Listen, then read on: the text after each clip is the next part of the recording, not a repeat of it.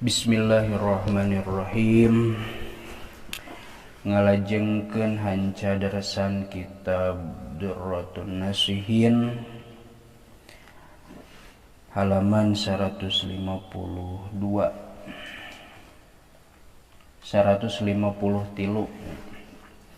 halaman 153 kantun qauluhu al-majlisus sani wal arba'una.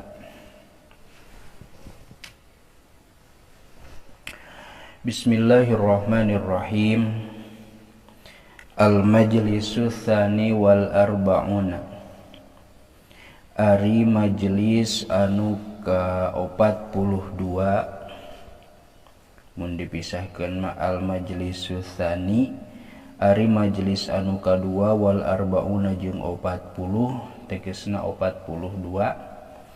Fi bayanit tawaddu'i eta tetep dina mertelakeun tawaddu. Jadi majelis anu ka 42 teh bade nyarioskeun tentang tawaddu. Suratul Furqani ari ieu eta surah Al-Furqan. A'udzu billahi minasyaitonir rajim. Bismillahirrahmanirrahim.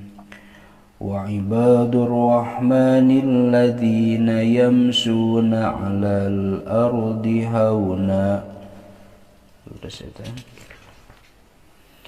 Wa idza khatabahumul jahiluna qalu salama. Bismillahirrahmanirrahim. Wa ibadur rahmani, sareng ari pirang-pirang abdi na pangeran anu maha rahman.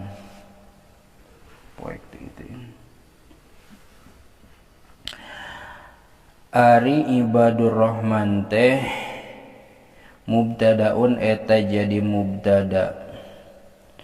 Khobaruhu ari khobarna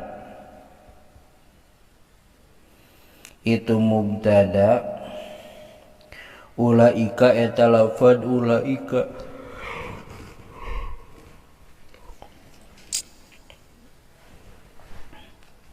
yujzauna, ulaika yujzaunal ghurfata.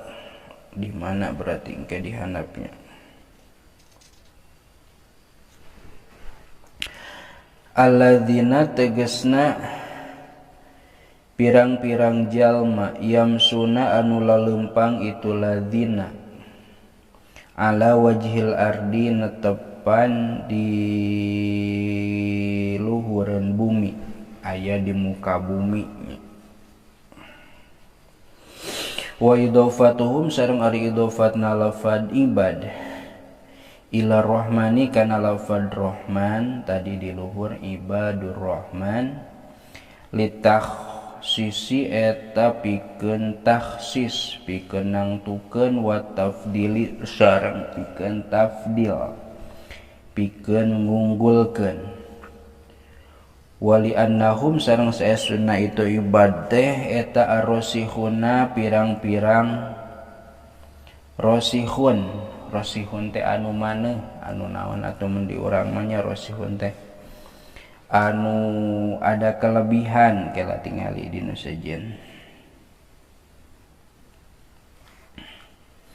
Aya geuning bahasa warosihuna fil ilmi, anu dipaparin kelebihan dina ilmu. Fi ibadatihi dina ibadah, na itu ibad ka itu rahman. Ala anna ibada netepan kana saestuna lafaz ibad teh jam'u abidin eta jamakna lafaz abidun. Astagfirullah. Katajirin sapertikeun lafaz tajirun wa tijarin jeung lafaz tijarun. Abidin ibadun. Haunan barina anu tenang atanapi ulah make anu ge barina tenang. Hayyinina tegesna pirang-pirang anu tarenang kabeh. au masyan atawa kalawan lempang hayyinan anu tenang. Ari masyan hayyinan teh atawa haunan takadinya masdarun eta teh masdar usipa anu disipatan naon bihi itu masdar. Wal makna sareng ari maknana eta annahum saestuna itu ibadur rahman berartinya yamsuna eta lalempang itu ladzina bisakinatin kalawan rintih teh alon ancanya henteu gurung gusuh wa tawaduin sareng tawadu atawa handap asor tawadu teh. Wa idza khatabahumul jahiluna qalu salama.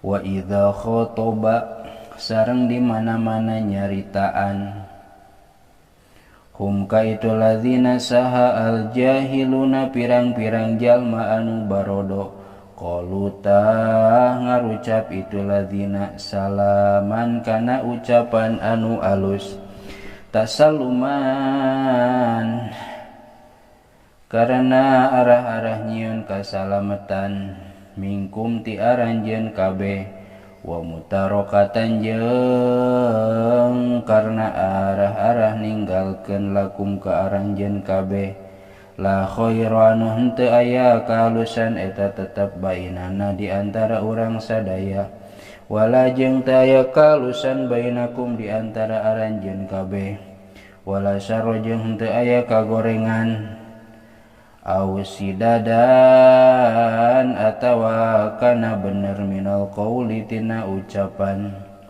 yaslamuna anu salamat itu ladzina fihi dina itu kawal minal idza inyatana tina pirang-pirang pilara atawa nganyeri wal ismi jeung tina dosa wala tunafihi wala tuna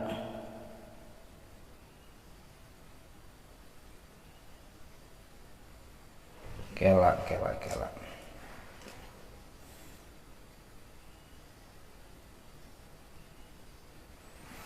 wala tunafihi jeung henteu nganapikeun kana itu ayat naon ayatul qitali ayat perang ayat anu merangan ayat nyaritakeun perang linushihi pikeun nganasahna itu ayat fa inal murada da saestuna ari anu dimaksud wa eta ari itu murad eta al iradu irad ngabalieur anis sufahai ti pirang-pirang jalma sapeh atawa bodoh wa tarku muqabalatihim jeung tinggal nanyang hareupanana itu sufaha fil kalami dina obrolan. Qadi Baydawi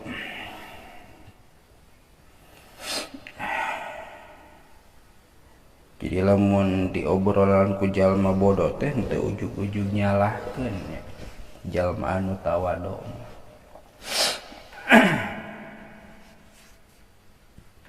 henteu asa dirina leuwih apal teu asa dirina pangapalna sehingga gawena teh cacawan jeung cacawan lamun teh mah eta obrolan teh teu ngabahayakeun ngan lamun ngabahayakeun mah tangtuna nya diomekeun kitu dibejaan mana nu bener mana nu salah titik. Ruya anin nabi cekap heula wallahu a'lam bissawab. Bismillahirrahmanirrahim ngalajengkeun hanca darasan kitab Durratun Nasihin halaman 153 kantun qauluhu ruwiya anin nabiyyi sallallahu alaihi wasallam annahu qala. Bismillahirrahmanirrahim. Ruwiya diriwayatkeun anin nabiyyi katampi ti Kangjeng Nabi Muhammad sallallahu taala alaihi wasallam. Salam muga nambihan rahmat saha Allah taala alaihi kaitu nabi wasallama sareng muga nambihan kasalamatan itu Allah kaitu nabi. Naon annahu lafad annahu saya sunah itu kangjeng nabi qala eta parantos ngadawuh itu nabi kana lafad man dzukirtu baina yadaihi man sahajal ma dzukirtu anu disebut kami atawa dicaritakeun kami baina yadaihi di hareupeun itu man falam yusolli tuluy henteu maca sholawat itu man alaya ka kami dakhala tah asup itu man annaro kana neraka. Di mana-mana aya jalma anu mana di eta jalma teh berarti dina hiji riungan atawa nya maksudna leuwih ti hiji lah jalma dicaritakeun kami dicaritakeun nabi di lafadkeun Muhammad da macam urang mah falam yusolli alayya tuluy teu maca sholawat. Ari sholawat mah nya bebas saleresna mah ngan anu galib di mana-mana disebut ngaran Muhammad maka sholawatna teh sallallahu alaihi wasallam. Tah jalma anu dicaritakeun ngaran Muhammad tapi teu maca sholawat teu maca sallallahu alaihi wasallam dakhalan nar maka eta jalma teh asup kana neraka. Cukup ku kitu oge eta jalma asup kana neraka.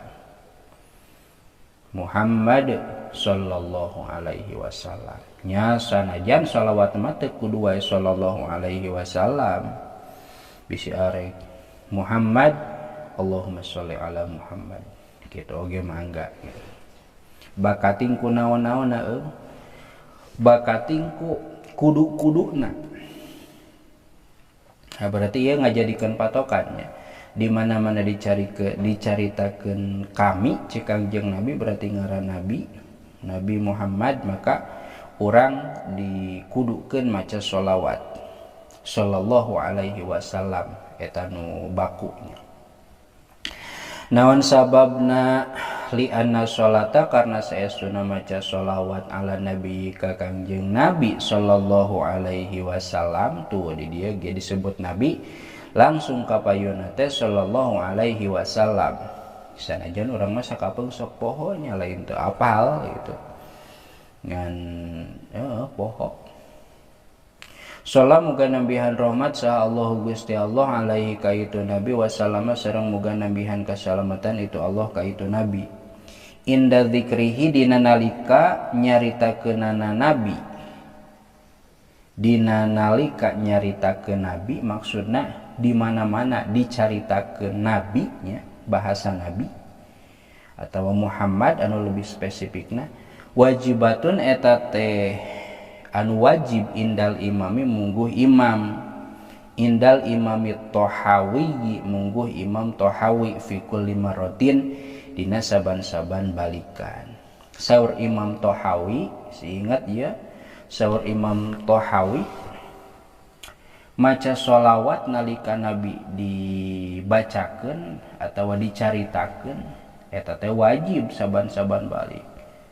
Muhammad sallallahu alaihi wasallam Muhammad sallallahu alaihi wasallam cik paribasana lamun aya nu nyebut Muhammad sallallahu alaihi wasallam sanajan terus kikituan eta teh wajib hukumna saur Imam Tohawi titik waqala ba'dul ulama waqala sareng parantos ngadawuh saha ba'dul ulama'i sawarehna pirang-pirang ulama pirang-pirang jalma alim asli namanya kan ari ulama teh geus jalma eta teh secara lafaz teh geus teu kudu make pirang-pirang sawarehna ulama kitu tah ngadawuh kana lafaz yakfi fil majlisi barataruhi yakfi nyukupkeun atawa cukup itu maca sholawat fil majlisi dina hiji majlis maratan kalawan balikan wahidatan anu sahiji saur sapali ulama mah cukup ku saurang ge atawa sakali oge gitu Wa in kuriro jeung sanajan dibulak-balik naon dzikruhu nyebutna atawa nyaritakeunana itu nabi. Muhammad tak maca sallallahu alaihi wasallam nama cukup sakali saur sapalih ulama. Tadi carioskeun di ulamana sahaya. Bandinganana ka sajdati tilawati sapertikeun sujud tilawah we. Wa tasmitil atisi jeung maca yarhamukallah ka jalma anu bersin. Wa bihi sareng kana ieu qaul yufta dipatwakeun ieu qaul. Jigana orang milih nu ieu nya jang jaga-jaga mah gitu. Ngan sebisa mungkin mah tiap dicaritakeun nabi maka urang teh kudu maca sholawat sallallahu alaihi wasallam. Wal afdalu naon atuh ari afdalna kumaha kautamaanna ye naha cukup sakali atawa tuluy-tuluy nalika dicaritakeun maka maca sholawat. Dicaritakeun maca sholawat mana yeuh nu leuwih utama wal afdalu sareng ari anu leuwih utama eta ayu sholia yen maca sholawat itu jalma atawa man alaihi ka Kangjeng Nabi kullama dzukira samang-samang dicaritakeun itu nabi intaha dari maparagat ieu kaul ba'dul hukama. Badul hukama di mana yang badul hukama? Kaol we nya, kewang tayangan deui ieu. Di dieu mah logatna badul hukama eung. Tadi aya badul hukama tadi luhur. Tah jadi anu leuwih afdal mah wal afdalu ayyu sholliya alaihi kullama dzukira. Nu utama nama di mana-mana dicaritakeun Kangjeng Nabi, di mana-mana dibacakeun ngaran Nabi, maka wajibnya kudu urang maca sholawat Muhammad sallallahu alaihi wasallam. Berarti ia lebih condong karena pendapat kahiji tadi karena kasauran Imam At-Tahawi. Da pendapat anu kadua mah saur ba'dul ulama mah Muhammad sallallahu alaihi wasallam. Aya deui engke dihareup Muhammad geus tadi kitu da cukup sakali macana. Titik waruya ani Ibnu Abbas cekap heula. Barian tunduh ieu tadi bawa maca kitab mah. Wallahu a'lam bissawab. Bismillahirrahmanirrahim. Ngalajengkeun hanca darasan kitab Durratun Nasihin halaman 153. Kantun qauluhu wa ruwiya an Ibnu Abbasin ar-Rasulillah sallallahu alaihi wasallam. Bismillahirrahmanirrahim. Wa ruwiya sareng diriwayatkeun an Ibnu Abbasin ti Ibnu Abbas Rasulillahi nampi ti Rasulullah sallallahu alaihi wasallam. Salam muga nambihan rahmat saha Allah Gusti Allah alaihi ka itu nabi.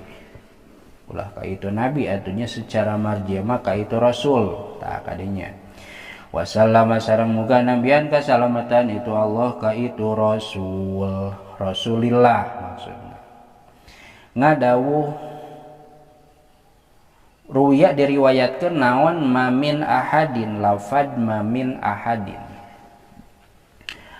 Mamin ahadin teu pati-pati aya ti hiji jalma illa kajaba illa wa fi ra'sihi kajaba eta tetep dina sirahna itu ahad teh silsilatani ari aya dua rante. Ihdahuma ari salah sahijina itu silsilatani ila samai eta nepi ka langit asabiati anu katujuh. Wal ukhra jeung ari anu sajena rante hiji deui maksudna ilal ardi eta nepi ka bumi asabiati anu katujuh. Teu pati-pati aya hiji jalma anu mana eta jalma teh sirahna dina sirahna teh aya dua rante. Rante kahiji ka langit katujuh di kancengna teh. Rante kadua ka bumi katujuh. Fa idza tawaddu'a maka di mana-mana tawadu alias handap asor itu ahad yarfa'u tah ngaluhurkeun huka itu si ahad saha Allah taala bisil silati kalawan rante allati anu fis samai anu aya di langit asabiati anu katujuh. Wa idza takabaro jeung di mana-mana takabur itu ahad wa doa tah ngarendahkeun hu ka itu si ahad saha Allah taala bisil silati kalawan rantai alati anu fil ardi anu tetap itu lati aya di bumi asabiati anu katujuh.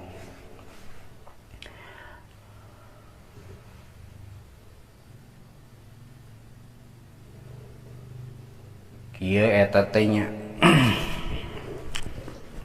da ari nu kieu mah naon lamun secara logika mah piraku gitu, tapi kan ku iman percaya nya maksudna kieu lah gitu. Da urang mah henteu apal ngan ari kana kaul ulama kan sanajan kaul ulama teu naon teu jadi hujah, tapi hasil naon lain hasil riset atunya hasil penelitian ngan penelitian teh aya anu zahiron aya nu batinan ya.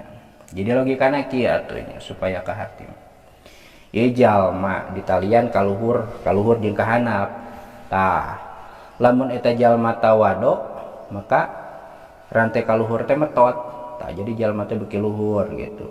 Ngan lamun takabur rantai hanap nu metot jadi kahanap nu luhur merean gitu tah. Jadi maksudna mah kieu nya jalma tawado mah diluhurkeun darajatna teh, jalma takabur mah dihandapkeun darajatna teh. Man tawadoa rafa'ahu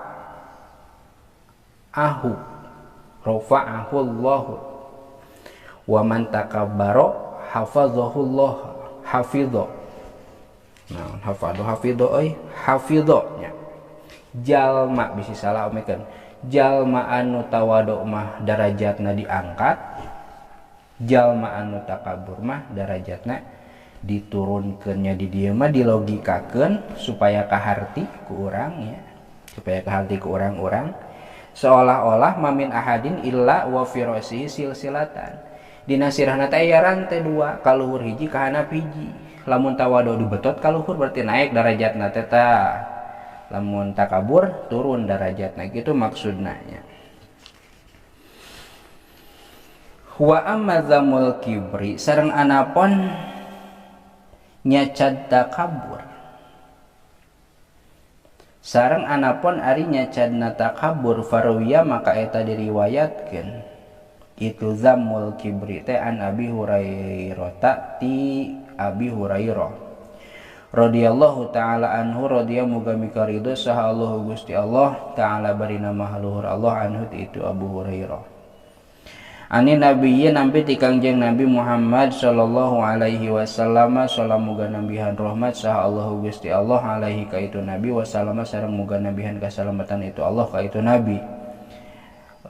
Nabi Hurairah naon andahu saestuna kalakuan sareng tingkah atawa bieu nabinya naon andahu saestuna nabi eta qala ngadawuh itu nabi kana lafad qala Allah taala.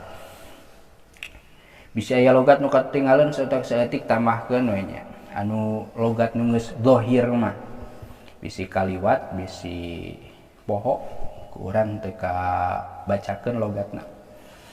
Qala parantos ngadawuh saha Allah taala kana lafad al kibriya uridai wal azamatu izari faman naza'ani fihi ma al qaituhu finnari wala ubali. Al kibriya ari kibriya takabur atawa kebesaran ya. Kebesaran ridai eta teh solendang kami, wal azamatu atau azimatu sareng ari kaagungan izari eta samping kami. Faman maka saha jalma naza'a anu nyabut itu umani ka kami fihi dina itu rida jeung izar alqaitu tah ngalungkeun kami huka itu man finnari dina neraka wala ubali jeung henteu peduli kami. Maksudna lain berarti Allah make sorban, lain berarti Allah make samping, bahwa takabur jeung azomah teh eta sifat Allah.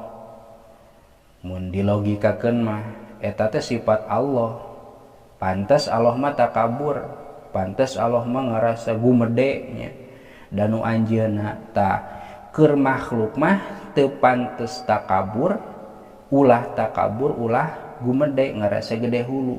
Sahingga faman naza'ani fihima, jalma anu nyabut kana sorban Allah jeung samping Allah, maksudna jalma anu mibanda kana sifat takabur, jalma takabur jeung jalma gumede gitu maksudna mah, maka eta jalma teh alqaituhu finnar, bakal dialungkeun kana neraka, diasupkeun kana neraka, wala ubali jeung kami teu peduli.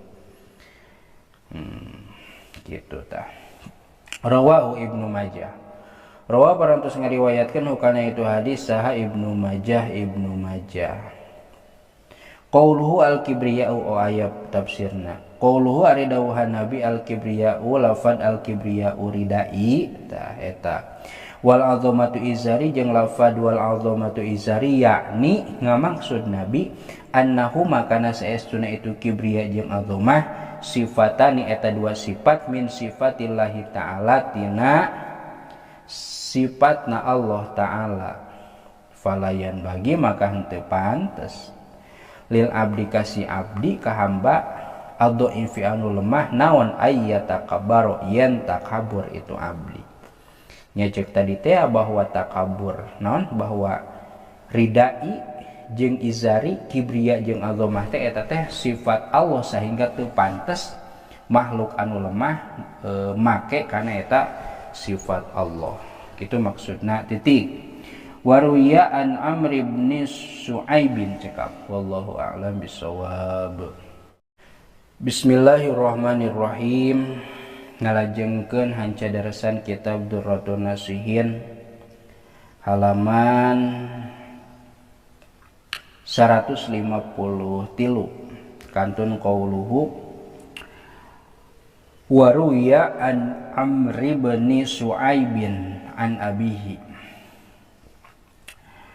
Bismillahirrahmanirrahim. Waruya sareng diriwayatkeun an Amr bin Su'aib katampi ti Amr bin Su'aib an abihi nampi ti ramana itu Amr, an jadihi nampi ti akina itu Amr, ar-rasulillahi nampi ti Kangjeng Rasulullah sallallahu alaihi wasallam. Diriwayatkeun naon yuhsaru lafad yuhsaru. Yuhsaru bakal dikumpulkeun saha al-mutakabbiruna pirang-pirang jalma takabur yaumul kiamati dina poe kiamah. Amsal dzarri barina sapertikeun pirang-pirang sireum leutik fi surati rijali dina rupa pirang-pirang lalaki yagsahumudzullu yagsa bari nutupan hum ka itu mutakabirin teh naon adzullu kahinaan min kulli makanin tina saban-saban tempat. Yusakuna barina digiringkeun itu mutakabirin ila sejenin kana hiji penjara fi jahannam nu aya di neraka jahannam. Yusama anu dingaranan itu si jenun teh naon eta teh kahapus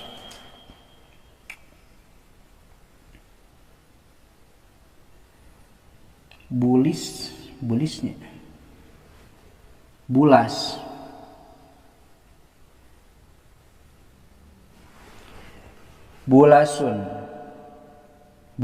ngaranna teh nya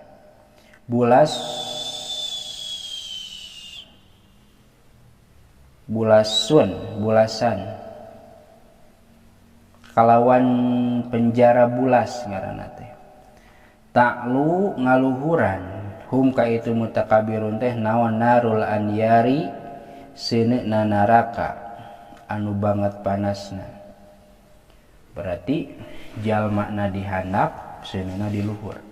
Wa yusqauna jeung dibere nginum itu mutakabirun min tinatil khayal tina khayal.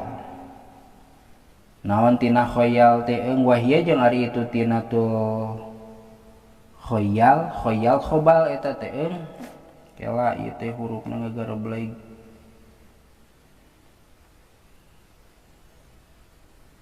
khobalnya. Sareng ari itu tinatil khobal teh eta asoratu ahli nari cai persan ahli neraka. Cai persan ahli neraka anu kacida panasna. Rawahu al-Qudai rawa parantos ngariwayatkeun hukana itu hadis al-Qudai Syekh Qudai titik. Qaulu wari dawuhan Kangjeng Nabi azzaru lafad azzaru azzaratu eta teh zarrah wa hiya jeung ari zarrah teh annamlatu eta teh sireum as-saghiratu anu leutik. Tadi amsal az-zarri sapertikeun sireum nu leutik di hartianana. Tegasna yakunu bukti sahal mutakabiruna pirang-pirang jalma anu takabur yaumal kiamati dina poean kiamah eta ala ghayati dzulli netepan kana panutupna kahinaan wal haqarati jeung tegasna kahinaan fayata'u makan nincakan atawa ngaleyak mun bahasa ayeuna mah ngaleyak dileyak teh ditincak. Hum kaitu mutakabirun sahlul hasri ahlul mahsyari ahli mahsyar biar julihim kalawan pirang-pirang sukuna itu ahli mahsyar titik. Qaulu aridawan Kangjeng Nabi yagsahumudzullu lafad yagsahumudzullu aya tegasna yati bakal datang him kaitu mutakabirun teh naon adzullu kahinaan min kulli makanin tina saban-saban tempat. Qaulu ari dawuhan Kangjeng Nabi narul anyari lafad narul anyar eta ai tegasna asaddu hararatan anu pang banget-bangetna naonana hararatan panasna min jami'i anwa'in nari tini mangsa kabeh pirang-pirang macam seuneu pirang-pirang warna seuneu. Jadi seuneu anu panasna teh pang panas-panasna.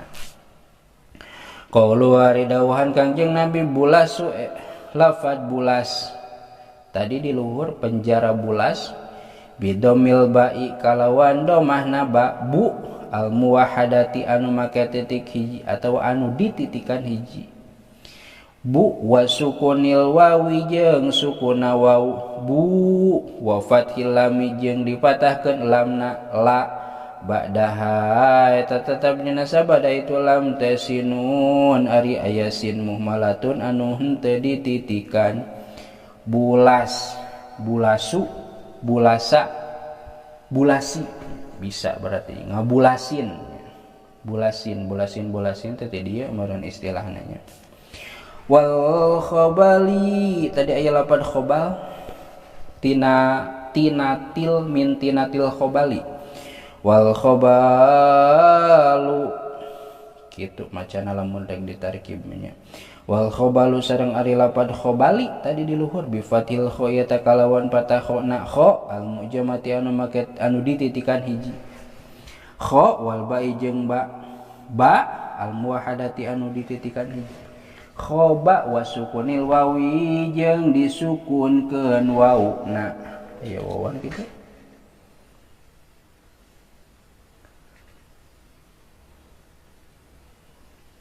khoba disukunkeun wauna heula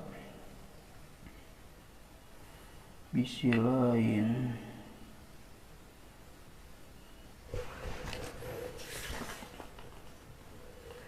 Oh mana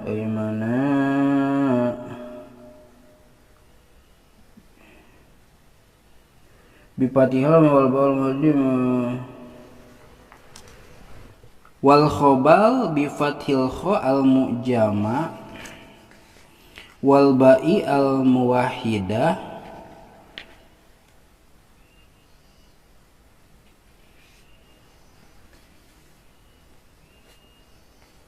oh dabal nulisna nu ieu mah bi fathil kha al mu'jama wal ba'i al muwahhidah.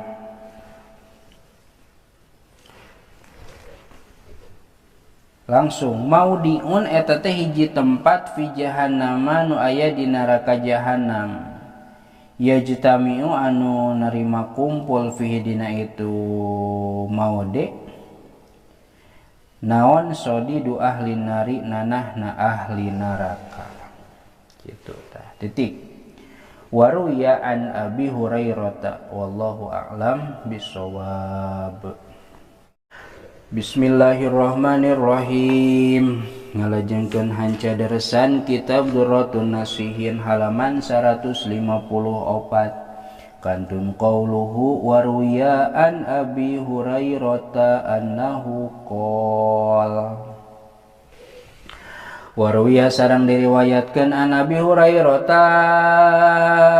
katambeti Abi Hurairah diriwayatkeun naon annahu lafad annahu saya sunah itu Abi Hurairah teh qala eta parantos ngadawuh itu Abi Hurairah qala kana lafad qala parantos ngadawuh Kangjeng Nabi alaihi salatu wassalam atawa dijieun fa'il qala parantos ngadawuh saha alaihi salatu wassalam Kangjeng Nabi alaihi salatu wassalam alaihi eta muga tetep ka itu Nabi salatu hari rahmat wassalamu sareng kasalamatan ngadawuh kana lafad salasatun la yukallimuhumullahu yaumal qiyamah wala yuzakihim wala yanzuru ilaihim walahum adzabun adzim.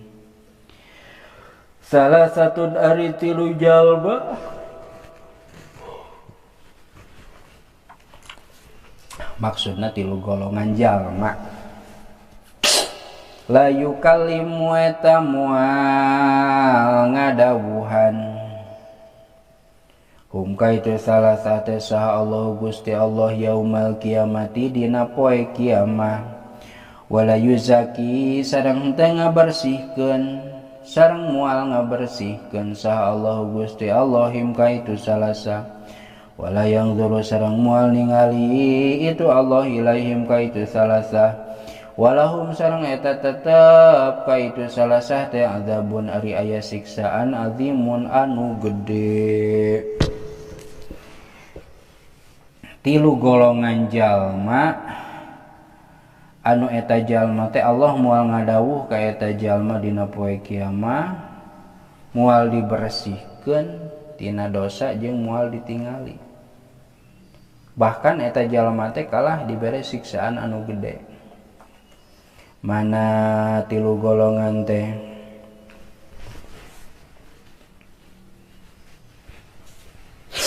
Syaihun zanin tegesna kahiji aki-aki anu tukang lacur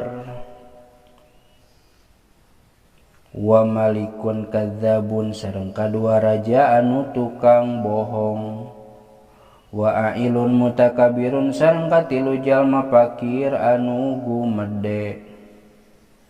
Geus aki-aki tukang lacur raja gede bohong jalma fakir anu takabur karunya teuingnya keur mah fakir sangsara takabur dalam artian takabur ka jalma takabur ka Allah.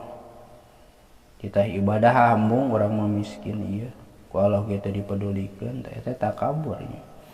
Rawahu Muslim rawa parantos ngariwayatkeun hukana itu hadis saha Muslimun Imam Muslim titik. Qaulu waridauhan Kangjeng Nabi ailun lafana ilun ayu fakirun tegesna fakirun jalma anu fakir. Bieu ailun di logatanana jalma anu fakir.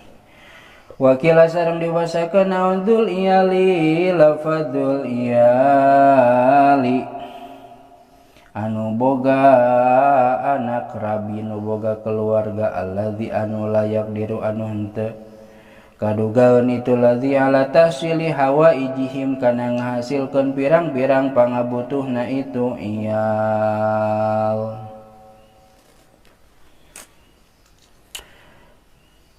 Hayang itu teka cumponan, hayang ieu teka cumponan wa yastakbiru jeung gumenda itu ladzi ayas ala kana yen menta-menta itu ladzi yakni ngamaksud nabi layat lubuh henteu daek menta itu ladzi az-zakata kana zakat wa shadaqata jeung kana shadaqah wala yasalu sareng henteu menta itu ladzi min baitil maliti baitul mal uang kas negara minata kabur eta teh tina lantaran takabur wa hadza sareng ari ieu jalma teh asimun eta berdosa li isolid dorori karena nganepikeun kamadaratan ila iyalihi ka anak rabi na atawa kulawargana itu ladzi intaha narima paragat naon kalamuhu dawuhanna itu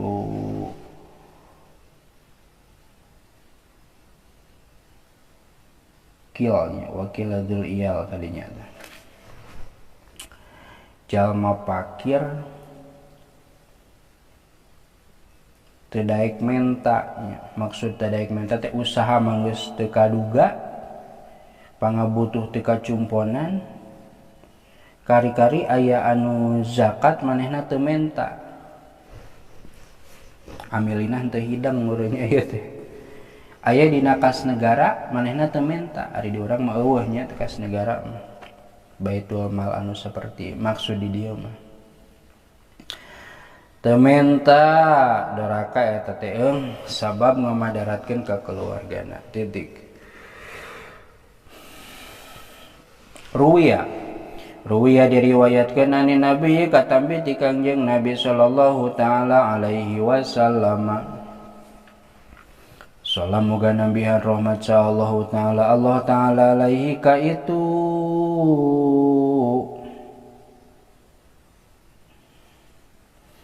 Nabi wasalama sareng moga nambihan kasalamatan itu Allah ka itu Nabi diriwayatkeun naon annahu lafad annahu saesuna itu Nabi teh qala eta ngadawuh itu Nabi kana lafad man tawaddo'a rafa'ahu Allahu wa man takabbara wa do'ahu Allahu nu tadinya man sahajalma tawadoa nu tawado itu man DP handap asor rofata ngaluhurkeun huka itu man saha Allahu Gusti Allah wa man jeung sahajalma takabbara anu takabur itu man alias gumede wa doa tah ngahandapkeun huka itu si man saha Allahu Gusti Allah wa qala alaihi salatu wassalam. Jadi man tawaddo'a rafa'ahu Allah jalma tawado darajatna bakal diluhurkeun ku Allah ngan sabalikna wa man takabbara takabur gumede asa aing uyah kidul maka wada'ahu Allah ku Allah oge bakal direndah beki tawado beki naik derajat beki takabur beki turun derajat kitu maksudna wa qala alaihi salatu wassalam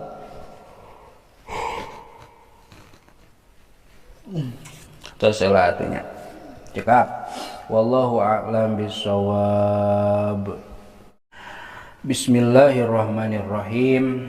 Ngalajengkeun hanca darasan kitab Durratun Nasihin halaman 154 kantun qauluhu wa qala alaihi salatu wassalamu la yadkhulul jannata. Bismillahirrahmanirrahim. Wa qala sareng parantos ngadawuh Kangjeng Nabi Muhammad alaihi salatu wassalam alaihi tamuga tetap ka itu Nabi as-salatu ari rahmat wassalamu sareng kasalamatan ngadawuh kana lafad la yadkhulul jannata man kana fi qalbihi mithqalu dzarratin min kibrin. La yadkhulu mual asub al jannata ka surga saha manjalma kana anu bukti fi qalbihi eta tetep dina hatena itu simanten naon mithqalu dzarratin saberat sireum leutik. Zarrah teh aya nu ngahartian siki sasawi. Min kibrin tina takabur. Jalma takabur sanajan takaburna saeutik moal asup ka surga. Naudzubillah, mudah-mudahan orang sadaya dijauhkeun tina sifat takabur. Amin. Wa inna masoro sareng pastina jadi itu kibrun teh hijaban eta anu ngahalangan sebagai penghalang minal jannati tina surga tina asup ka surga li anau kana saestuna itu takabur yahulu eta ngahalang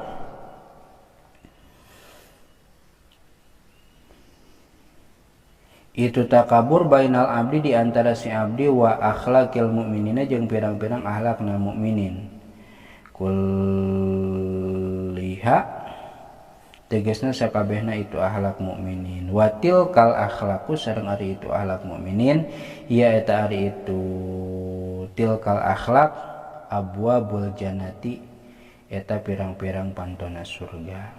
Al hadis titik waruya sareng diriwayatkeun an Ibnu Abbas nampi ti Imam Ibnu Abbas radhiyallahu taala anhu maradhiya muga mikaridho saha Allahu Gusti Allah taala bari nama luhur Allah anhu mati itu Ibnu sareng Abbas ti itu Abdullah sareng ramana nyaeta Abbas. Naon anna wasayasuna itu Ibnu Abbas teh qala eta ngadawuh itu Ibnu Abbas kana lafad qala Rasulullah sallallahu alaihi wasallam. Qala parantos ngadawuh sa Rasulullah Kangjeng Rasulullah sallallahu alaihi wasallam sallamu kana nabihan rahmat sa Allahu Gusti Allah alaihi kaitu Rasulullah wasallam sareng muga nabihan kasalamatan itu Allah kaitu Rasulullah. Ngadawuh kana lafad minat tawaddu'i ayyasrobar rajulu min su'ri akhihi wa masariba rajulun min su'ri akhihi illa kutiba lahu sab'una hasanatan. Minat tawaddu'i eta tetep tina sawarehna tawadu teh ayyasroba arien nginum saha rajul hiji lalak hiji jalma maksud min suryahihi tina cai sesa nguyup dulurna itu rajul wa ma sariba jeung teu nginum sa rajulun hiji lalaki atawa hiji jalma min su'ri akhihi tina cai sesa nguyup dulurna itu rajul.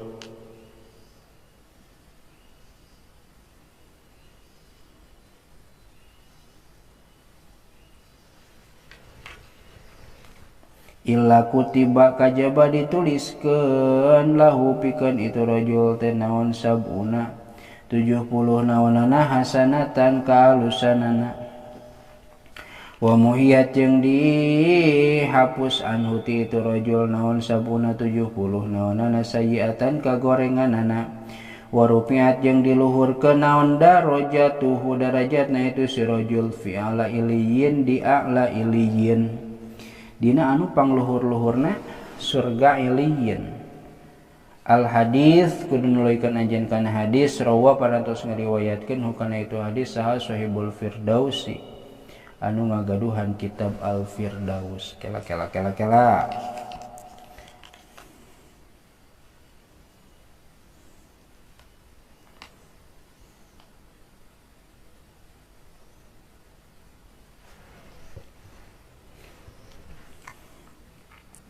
minat tawadu ni ayas riba arrojulu min suri ahihi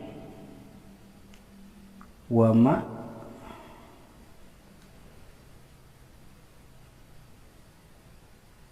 syariba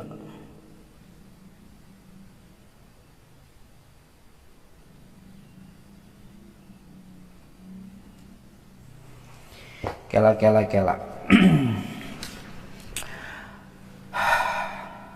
podai minat tawadu'i sok bari mikirnya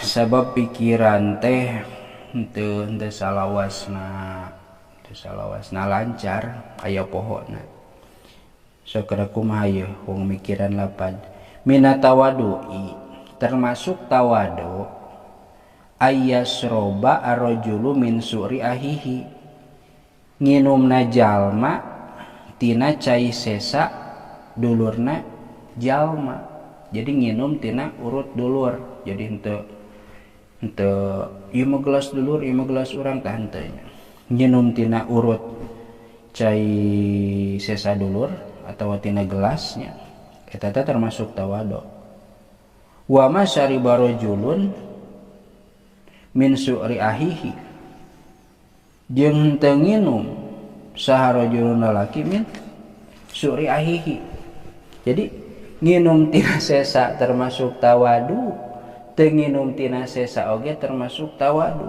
kitu nu kapaham ku urang mah bisi salah bejaan ya bejaan illa kutibalahu tapi kenjalma anu tawadu teh dituliskeun sab'una hasanatan 70 kahadean muhiyat anhu sab'una sayiatan dihapus 70 kagorengan rufi'at darjatuhu fi ala iliyin diluhurkeun darajatna di a'la iliyin gitulah sementara banyak titik panjang keneh teh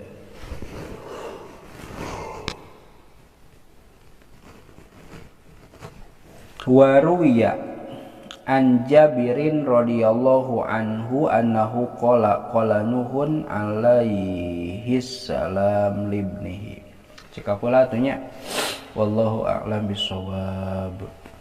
Bismillahirrahmanirrahim. Ngalajengkeun hanca darasan kitab Durratun Nasihin halaman 154 kantun qauluhu waruya an Jabirin radhiyallahu anhu. Bismillahirrahmanirrahim. Waruya sareng diriwayatkeun an Jabirin nampi ti Jabir radhiyallahu anhu. Radhiya muga mikarito sa Allah Gusti Allah anhu ti itu Jabir. Naon annahu lafad annahu sayastuna itu Jabir teh qala eta parantos ngadawuh itu Jabir qala kana lafad qala parantos ngadawuh sahanuhun Nabi Nuh alaihi salamu alaihi eta muga tetep ka itu Nabi Nuh assalamu arika salamatan ngadawuh saha Nuh Nabi Nuh libnihi ka putrana Nabi Nuh seueur putrana Nabi Nuh teh anu masyhurna saha Kan'an ngadawuhna teh kieu tapi duka kasaha aya ngadawuhna nya saunabbiuka bi khisolin man kunna fihi laisa bimutakabbirin itiqalisati warukubil himari walubsis sufi wal mujalasati ma'afuqara'il mu'minina wa akli ahadikum ma'a iyalihi rawahu sahibul firdaus. Arti itu artian atuh saunabbiu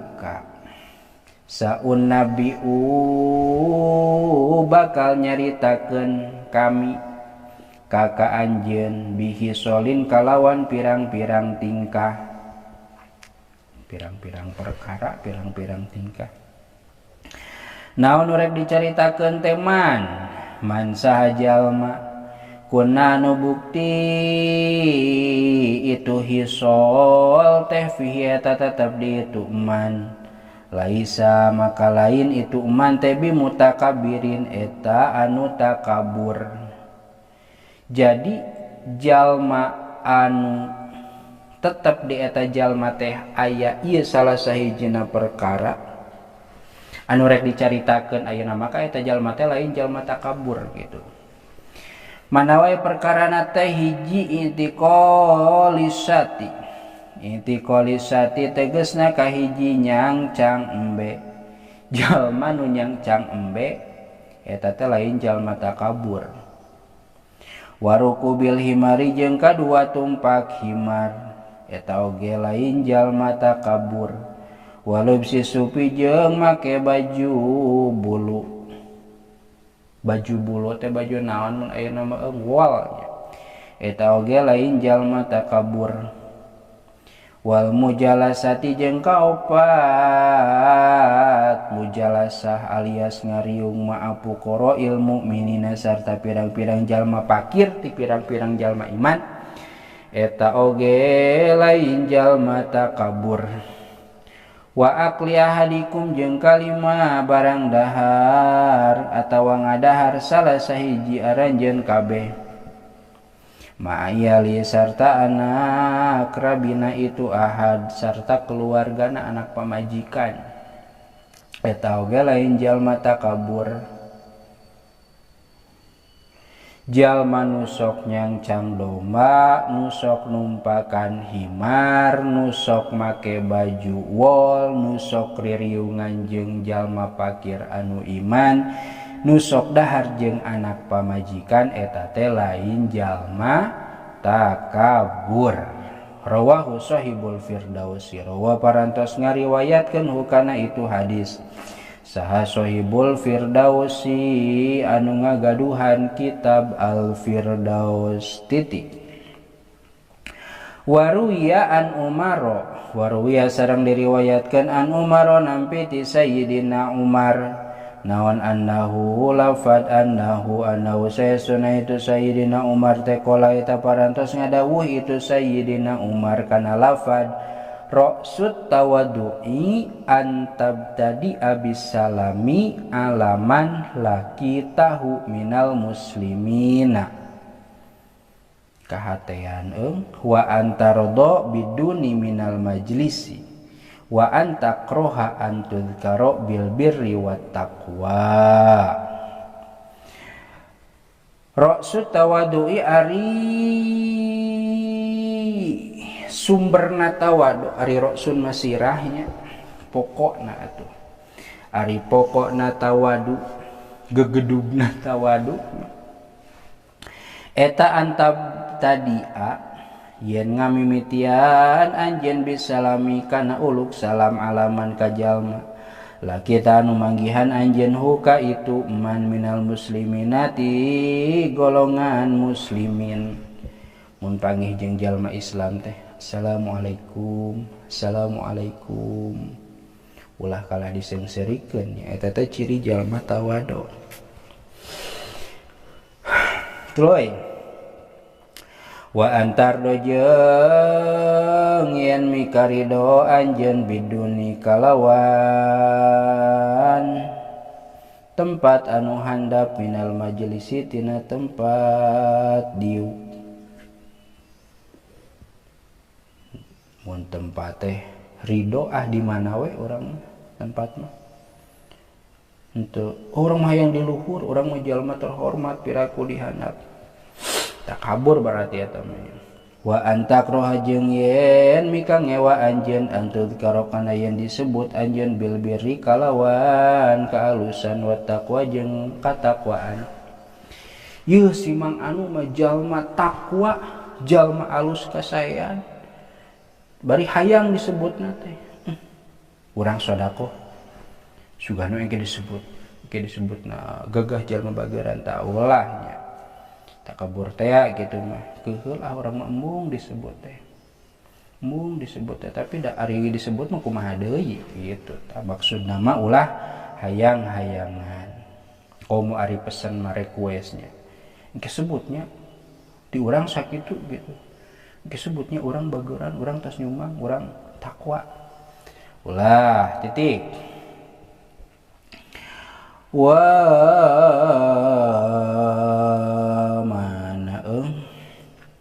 Warawa al-Hasanu ani Nabi sallallahu alaihi wasallam. Panjangkeun teh. Tik deui tah.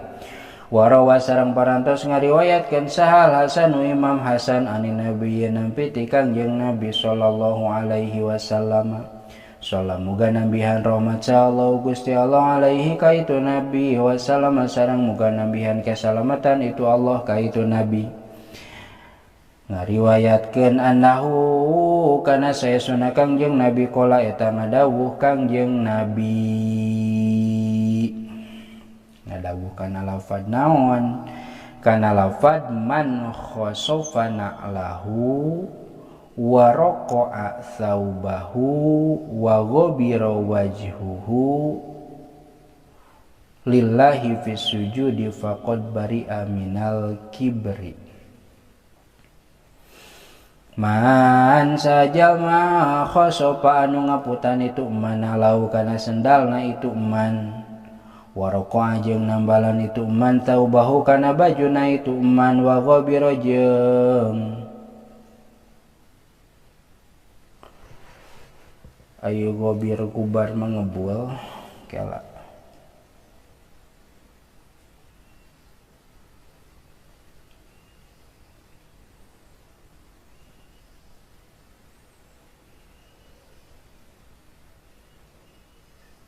naon ngebul kubar belau merenya wa gobira sareng ngebul di dieu mah dihartian medok ai medok mah gitulah ngebual caludi naon wajhu bangetna itu siman eta lillahi karena Allah pisujudi dina sujud aya tapakannya aya cirian nepi ka nyarulikat gitu faqad bari'a maka nyata lulubaran itu man minal kibri tina takabur. Lain jalma takabur jalma anu sok ngaputan kana sendal ngaputan kana baju beungeutna aya cirian nepi ka nyarulikat eta teh lain jalma takabur. Ngan ulah piomongan we tah zaman ayeuna mah. Titik waruya an Qais bin Hazimin wallahu a'lam bissawab. Bismillahirrahmanirrahim. Ngalajengkeun hanca darasan kitab Durratun Nasihin halaman 154 kantun qauluhu waruya an Qais bin Hazimin annahu qala. Bismillahirrahmanirrahim. Waruya sareng diriwayatkeun an Qais bin Hazimin katampi ti Qais bin Hazim naon annahu saestuna itu Qais qala eta ngadawuh itu Qais lamma tawajjaha kana lafad lamma tawajjaha samangsa naon tawajjah teh di dieu mah dihartianana berangkat kela long tingali dina logat kitab anu hiji deui mah tawajjah teh mana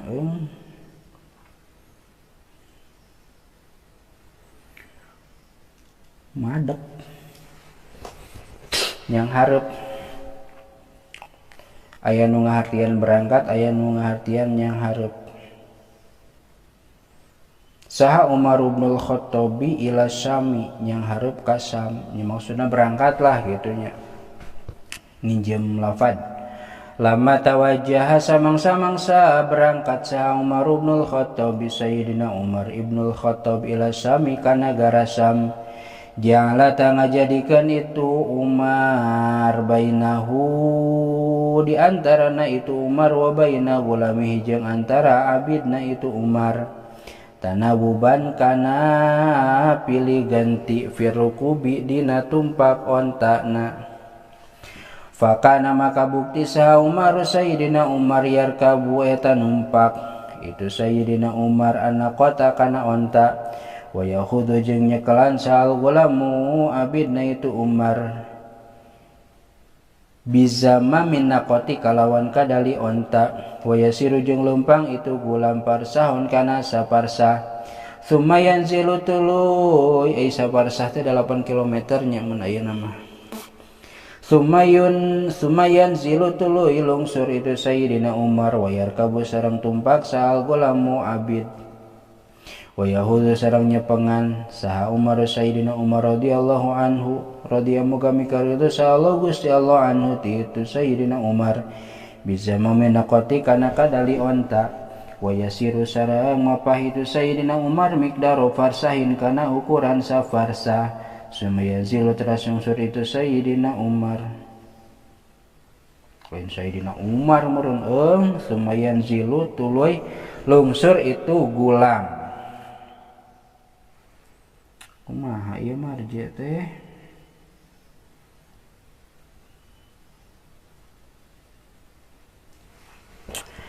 jadi Sayyidina Umar malah lamun berangkat ka Syam jeung abidna taruhlah asisten menjaman ayeuna namanya dan ari asisten mah merdeka ari abid menya abid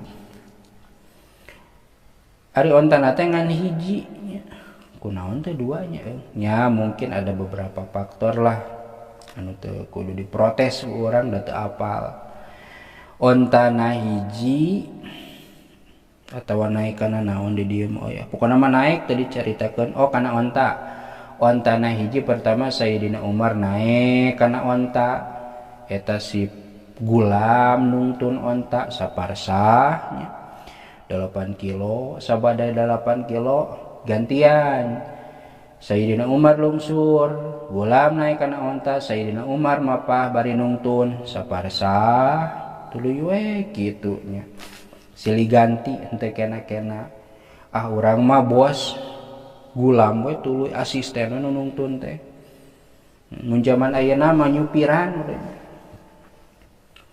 sakali non 8 kilo supirna teh ku pembantu 8 kilo supirna teh ku bos tapi da moal mungkin aya namanya jalma kitu nah aja pagawean lagi jadi supir terus nyupiran teu meunang capek tuluy mana Sumayan zilu teras lungsur itu gulam falama qaruba maka samang-samang saja sedeket ila sami ka nagara Sam kana tabukti naon naubatur rukubi giliran tumpakna itu onta teh lil gulami eta pikeun gulam pikeun abidna paroki batul tumpak sal gulamu itu gulam abid wa khoda sareng nyandak sa Umar Sayyidina Umar bisa meminakoti kana tambang onta ditungtun pastakbala maka mapag huka itu Sayyidina Umar naon alma ucai fitoriki di perjalanan paja'ala maka tumpak sa Sayyidina Umar yahudu eta paja'ala maka ngajadikeun saha Umar Sayyidina Umar yahudu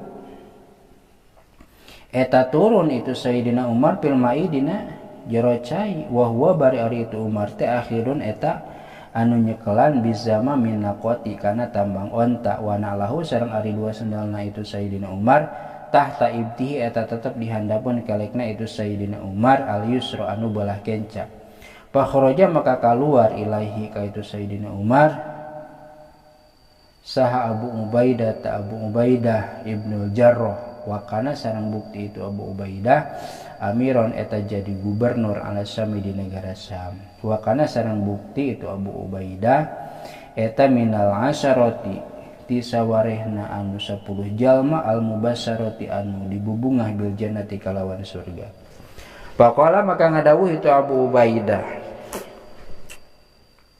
potong heula berarti jadi sanajan kumaha wae medan perjalananana ari bagean Sayyidina Umar nu nungtun mah nya nungtun teu kena-kena ngaliwat walungan ya urang naik urang mah raja teh kitu gulam we nu di luhur mah.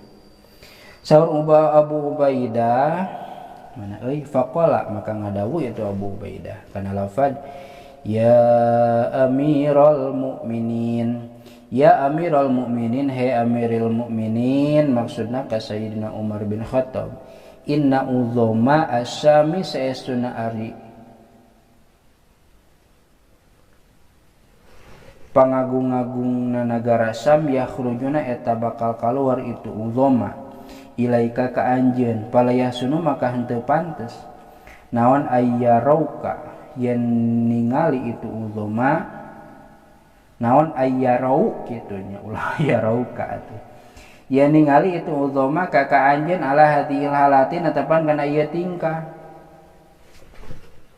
Saur Abu Ubaidah ya amiril mukminin anjeun teh bakal disambut ku gegeden-gegeden ieu negara Sam teu pantes lamun anjeun anu nungtun onta bari gulam aya di luhureun onta. Kumaha walaran Sayyidina Umar faqala maka ngadawuh saha Umar Sayyidina Umar kana lafaz innama a'azzanallahu bil islami fala ubali min maqalatin nasi. Saur Sayyidina Umar innama a'azza pastina geus ngamuliakeun na ka kaula ka kami saha Allahu Gusti Allah bil islami kalawan agama Islam fala ubali maka henteu peduli bodo amat kami min maqalatin nasi tina omongan jalma-jalma. Intaha parantos paragat ieu riwayat Sayyidina Umar kitu ya. Bahwa di dieu teh nyaritakeun tawadukna Sayyidina Umar da anjeunna bagian nungtun sanajan disambut jadi anjeunna nu nungtun kaya-kaya anu jiga-jiga raja teh saha gulam. Ruya anna Matruf bin Abdillah cekap wallahu a'lam bissawab.